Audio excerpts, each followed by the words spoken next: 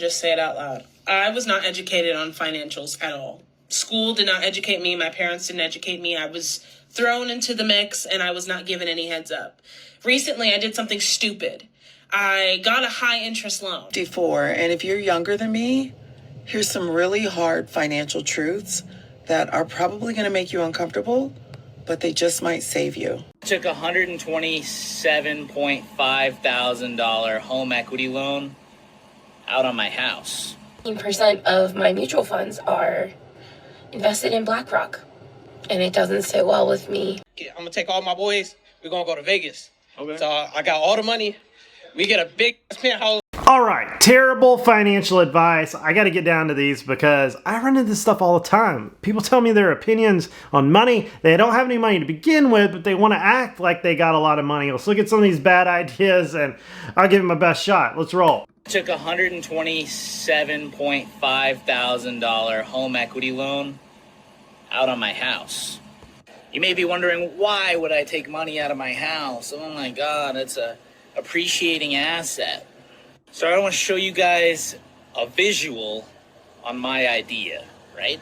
So right now we're paying over almost $670 a month for this, $930 a month for that, $220 a month for the camper, $1,380 a month for the house, plus $300 and something a month for the roof, right? So the $127,000 loan is paying off the roof, it's paying off the Durango, it's paying off the truck. It paid off a $19,000 personal loan that I had out. So I see what he's trying to do. Don't do this. Look, I've seen a lot of real estate clients do stuff like this. It never works out very well. They're always that guy that's the smartest guy in the room that's got all these ideas on how he's going to cheat the system. What he's going to wind up doing is he's taking his sanctuary, he's taking that money from it and he's putting it in something that's going to either get scratched up, banged up, wore out, or depreciate at a high rate of speed because he wants to impress the neighbors. What he could have done was taken the money from those cars, put it on the house, paid it off, and drove an actual just Toyota Tacoma around and been very successful in life. I've never understood why people want to take money out of their house with a HELOC or whatever and buy a car. You can't afford the car, and I know I'm gonna get a lot of pushback on it, but things like this is what makes you poor. And Dave Ramsey would not be proud, and I would not be proud. I didn't become where I'm at today by doing stuff like this, and if you've watched this channel, I've gone from nothing to something, and I never increased my lifestyle to impress people that didn't like me to begin with. I mean, I go around a lot of high-profile people all day long, and if they're not impressed with my t-shirt, I'm not really worried because my life's paid for, I got no debt, and I'm good at what I do. So that's how you impress people with a financial statement, not your HELOC house and your 2 cars out there with $1,000 car payments. You need to pay that bad boy off, get you an emergency fund, don't do debt, and save as much money as you possibly can. Don't let your lifestyle keep you poor. Because I recently discovered, which I should have researched earlier, that my retirement is doing really well because 16% of my mutual funds are invested in BlackRock, and it doesn't sit well with me. And I don't believe in this system anymore anyway. If you don't know, I'm Sarah. I quit my corporate job back in January. I've been a nomad all summer. I'm DJing now on TikTok and started a creator network and trying to build an app that changes the way that we work entirely. So you're going to go against the grain of the world just to prove a point that they don't care about your point anyways. Look, BlackRock, Vanguard, some of these big corporations, big funds are actually rebuilding nations. Okay, they don't worry about your little 401k. And it's if you want to keep up with inflation and you want to have some wealth, you have to piggyback off what they're doing. Like, I thought it was wild back in the day when everybody was hating on the oil companies. And if you look at their 401ks, their IRAs, they all have oil company stocks in it that pay dividends, that will pay for their retirement. The entire country runs off these funds, and you're not going to reinvent the wheel overnight. I don't know where all this comes from, that we're going to like go anarchy and they think the world's going to be good. If you went anarchy, everything would collapse. BlackRock is just a machine that's there and it's going to be there forever until something happens. Same way with Vanguard and all these other big conglomerates, hedge funds. Yes, they will buy up all the housing in America. Why does all this stuff happen? Because politicians let them do it. And if you want to have wealth in the country, well, you've got to invest in Vanguard, BlackRock, Blackstone, all these big corporations. So I don't know where this idea comes from. You're going to stick it to the man. It's not going to work out well. Number one worst purchase, and I think most people are expecting me to say, oh, a brand new car, a luxury purse, or not getting takeout. This is arguably way worse. And I actually would rather buy luxury goods over this one item. And it's a pet, specifically a dog. The fact is that dogs require a lot of maintenance. They're gonna, not only do they suck up your time, but you gotta feed them. That costs money. If you go on vacation, you gotta find a dog sitter. That costs money. Toys, accessory, those are money pits. Insurance, vet bills, those are also money pits. The thing is, most companies know that you have an emotional attachment to this pet, so they could charge you whatever, and chances are you're gonna pay it. That's so true. One of my best buddies is a vet, and he tells me how much people spend to, treat cancer on a cat, or to treat, some type of ailment that's going to kill the dog like a week from now or 6 months from now. But they'll do it, and it's wild. Dog food, I'll tell you another big one. People that have horses. I grew up with horses, and they're a black hole of money. They're constantly getting hurt. You can't eat them. There's really not much you can do with them. And the price of horses went through the floor, okay? When the dog meat man stopped running and the glue factory stopped taking them, it took the bottom out of the market of horses. And I know that sounds bad, but that's how the horse world works. You got dog meat glue, and then you've got the $1 million ones you see on Yellowstone. And without the base, a lot of them become worthless and nobody will even keep them. And that's what's wild about horses. I always, I thought it was heartbreaking when we had, 10, 15 horses out there and they weren't even worth $50. We couldn't even give them away. It was heartbreaking. We had these horses like my entire life, and nobody wanted them. I actually called one of my buddies that was in the horsing world, and I was like, hey, you want to come get my dad's horses? And he's like, no. It was wild. Comments down below if you've got horses. What do you think? But he's right. Dogs, cats, snakes, exotic species, and finding a vet that can work on certain ones of them is pretty hard. And then the dog food is extremely expensive. What is one bad financial decision that you're going to make in life? All right, true story. Nobody gonna believe me, but true story. I was on a game show. All right. Yeah. Yeah. What game show? What game show? I Can See Your Voice on Fox. Okay. And I ended up winning. $100,000. True story? True story. This is a true story. I swear to you. Honest. You could go find me. I win $100,000. I ended up getting a check a year later. Yeah. So I was like, I'm gonna take all my boys. We're gonna go to Vegas. Okay. So I got all the money. We get a big penthouse at the Cosmopolitan. That was $1,800 a night. We stayed for 1 week. I promise you that whole week, I left with $0. Gone. Are you serious? Gone. Everything, word to everything. Word to my mom. What did your family have to say about that? What they gonna say? It's my money. I made it. Yeah. At the end of the day, man, it's like you gonna make money, and then when it comes money goes. Yeah, you gonna make it, and you'll make it back somehow, some way. What kind of responsible person is this? I mean, you were given a gift to get ahead in life, and you blew it. Not to mention, the tax man's going to want his 30% of it, and you blew all of it. Like, I hope I heard that right, but why would you do that? This was your opportunity. Like, go down payment on a house or a rental property, or, pay off all your debt, and like, congratulations, life's easy. Instead, you go to Vegas, and that trash, and that, like, when I went to Vegas, there was a prostitute on every corner. There was smoke, weed smoke everywhere. Everybody was trying to get your money. And then it looked like the mafia was around most of the hotels. I was like, why would I want to go there and do that with a gift that I was given? He wasn't a good steward with his money, and now it's gone. Just say it out loud. I was not educated on financials at all. School did not educate me. My parents didn't educate me. I was thrown into the mix, and I was not given any heads up. Recently, I did something stupid. I got a high interest loan. That's what I just learned what it was called after talking to the lady on the phone. So I took out a loan for $500 because I was going to miss out on paying rent for that month of, I think it was March, maybe April. I don't even remember.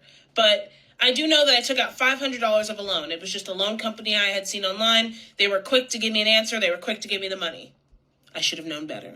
Anyway, they tell me that the $500 loan would have a little bit of interest. I'd have to pay in total $600. They sent me paperwork I signed it. I moved forward with the process. I'm dwindling down to like maybe the last $200, $300. So I'm like, okay, let me go check to see how much I have left. Tell me why the total is $2,000, almost $3,000. And I call them and I'm like, hey, like, I'm not understanding how this loan works. Can you give me more clarity? And the lady's rude on the phone. And she's just like, we sent you paperwork. You should have understood how this worked before you signed on. And I'm like, okay. These I don't understand how you can not know anything about finance. I would love to feel sorry for her, but here's one that's even worse. I deal with this in real estate all the time. They buy a brand new build with a builder, okay? They use their agent, their title company, their lender. They get done with the property, they get 100% finance on a property, and then they decide to go and get a solar loan, okay? And so let's say it's $300,000 house, and they get a solar loan for 40 whatever thousand. They got no money. They got 2 brand new cars sitting out front. They have $0 in the bank, and then they want to sell it. Meanwhile, that same builder has more new builds right next to them. So you're not going to sell it for the $300,000 they're selling the new builds next door. You don't have that 1-year warranty anymore, and you want to sell it because you got to go off with the Navy. Well, you can't do that either because you're at negative equity. You got no money to cover the loan. You're not going to get rid of your cars. Walk on bankruptcy. That's even worse, okay? $3,000, $500 to $3,000, and then you got $300 to bankruptcy, okay? $300,000 to bankruptcy.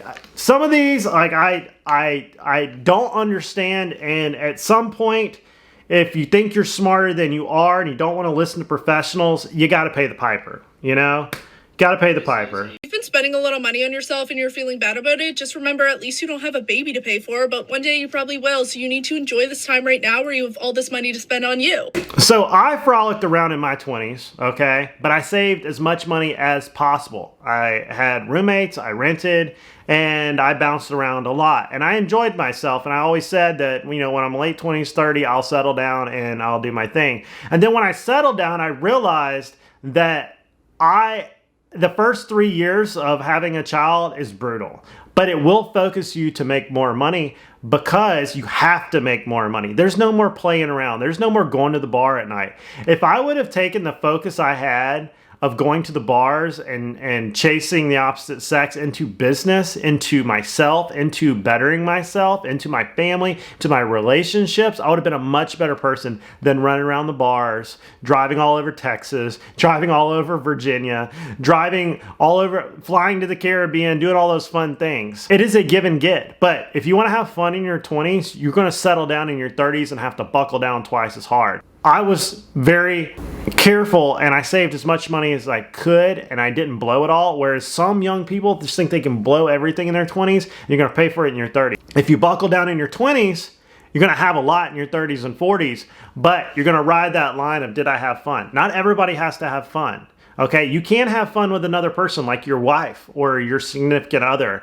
Don't go by this Instagram stuff, then hate life when you got nothing. Arguably one of the worst financial decisions I have made in my 20s is getting an Amex card. If you don't know what that is, it's a charge card, meaning you have to pay the full balance at the end of every month, right? And so the money, because I use my Amex for everything because I'm going to get my points, you know what I'm saying?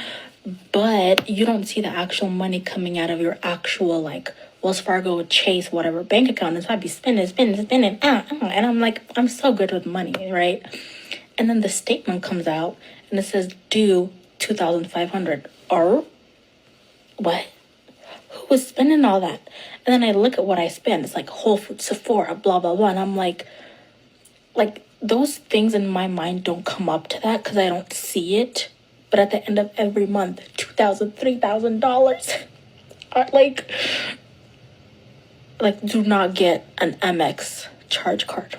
Growing up poor, growing up without money, and then having money, I understand where this thought process comes from, that once I'm able to spend, I'm just going to spend. But I always understood that it came from somewhere, okay? And I realized what it was like to be broke, and I never wanted to go back there. But the idea of getting a credit card and just swiping, I never really had a credit card until I was in my late 20s. Actually, they said I didn't have enough credit to get a good credit card. Maybe it was different back then. I don't know. And I was in the Army at the time. They knew how much money I made. But I see these young people with very low incomes getting these high spending limits. And I realize this is a trap for people. Especially Amex. They do it as students. And you got to be very careful about this because it is insane how much they'll allow you to run out there and spend, and there's no way you're going to pay it back. Because think about it, every dollar you spend, you got to make two to pay it back because you got to pay taxes on it, okay? It's a bad situation. Just use a debit card until you're wealthy, okay? The points is not how you get wealthy, okay? The majority of people, I think 80-something% of people wind up paying interest on the balance of their card instead of paying it off, even when they have the cash to back the card. Be careful with it. I've even thought about cutting on my credit cards, but it's just one more statement I got to look at. Even though it's on auto, sometimes it comes off where it only pays the balance but not the accruing, and over the course of a year, you can look back and see a balance that's been sitting there. You got to be careful with it. What's been your worst money mistake? We took a home equity line out and we bought a car. What was your worst money mistake? Buying that stand, and then the estate went bankrupt. Maybe trying to invest too quickly. Don't get into it too quick when you don't know what you're investing into. Exactly. What has been your worst money mistake? When I was traveling by myself, I used every limit of credit card I had to do it. That stays with you. It takes a long time, and it multiplies. I pulled a bunch of my 401k money, paid the penalty to buy my boat. It's very expensive to buy a boat in the Virgin Islands. And that was awesome, and I met her. And now looking back, being older with a mortgage, better do that stuff when you're younger, probably. I see it a lot. People HELOC in their house to pay for a car. Terrible idea. I will say this. I did cash out my IRA and bought a rental property. I will say that. I did it. It was a good move. I will say that. But I bought a really solid deal. The penalty still was fine, wrapped into the deal, and I was able to get the money out of the IRA. And I just did it. Now, looking back on it, the money would have probably made me as much money in the S&P 500 as the real estate deal, but, whatever. I didn't lose money, but it wasn't a great idea, and it wasn't a ton of money. But be careful with leverage. I know some people right now that are leveraged to the hilt on real estate, and the Airbnbs are not working like they were. And insurance has gone sky high, and now they don't cash flow. And when you're forking those out when they're vacant, when you're forking that out every month, pretty soon, you're hurting. You're underwater. Never go past 50% leverage. Ever, ever, ever, ever, ever, ever, ever, ever. Trust me, as a real estate guy, I know. I've seen a lot of people lose their shirt. Owned this car for literally one day. Okay, you guys, the past 2 days of my life have been so insanely stressful, and let me tell you why. So I bought my car. Woohoo! Yay! I didn't even get to really enjoy it because the financing and all of the contracting part, they fucked me so hard. They messed me up so hard. I didn't realize how bad the refinancing contract was. Blase, blase, blase. I didn't realize any of these things until, of course, I call my father and I tell him I'm all excited. I'm like, oh, they did this and this, and my dad's like, what? Basically, they signed me up for gap insurance, didn't need it.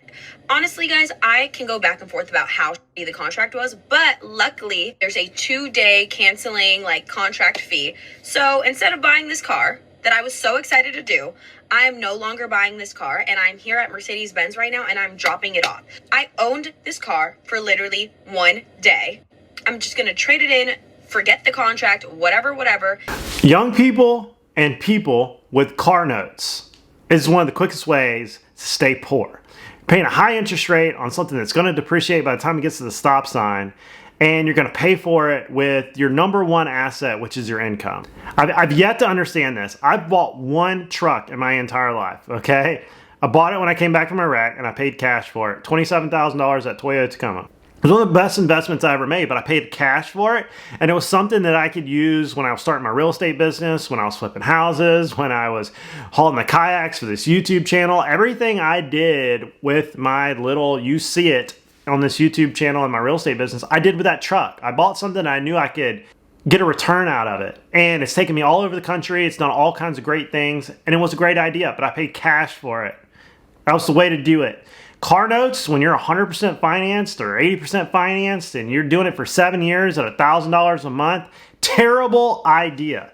If you put that in the S&P 500 or a real estate deal, you might actually produce some wealth out of it instead of in 7 years of things worn out.